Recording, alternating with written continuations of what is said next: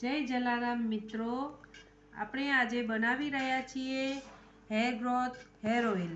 જે આ બધી વસ્તુ આપણે નાખવાની છે, આ તમે જુઓ છો, આ છે આપણા કાળા તલ અને આ છે આપણી મેથી, જે વાળને મૂળમાંથી મજબૂત બનાવે છે।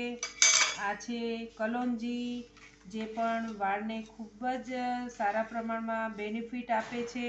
અને આ છે આપણી ગુલાબની પત્તીઓ, જે વાળને ઠંડક આપે છે અને તેની સાથે સાથે એ સુગંધ આપવાનું પણ કામ કરે છે। આપણે આમાં કોઈ પણ પદાર્થ એવો નાખતા નથી કે સુગંધ આવે, ગુલાબની પત્તીનો જ સુગંધ તરીકે આપણે ઉપયોગ કરીએ છીએ।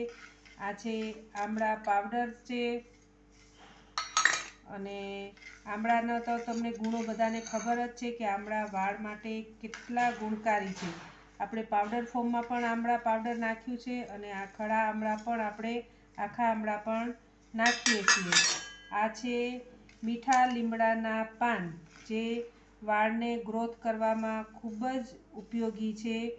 પછી આ છે આપણી દૂધી, જે દૂધી છે માથામાં ઠંડક આપવાનું કામ કરે છે।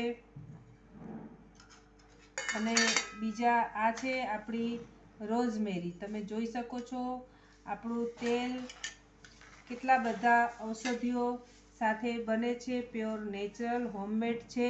અને અમુક વસ્તુઓ જે છે એ પાવડર ફોર્મમાં નાખવાની છે।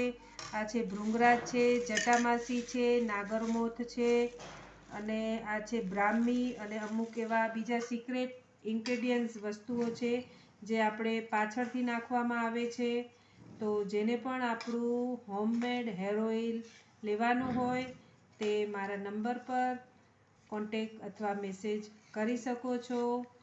ધન્યવાદ। જય જલારામ।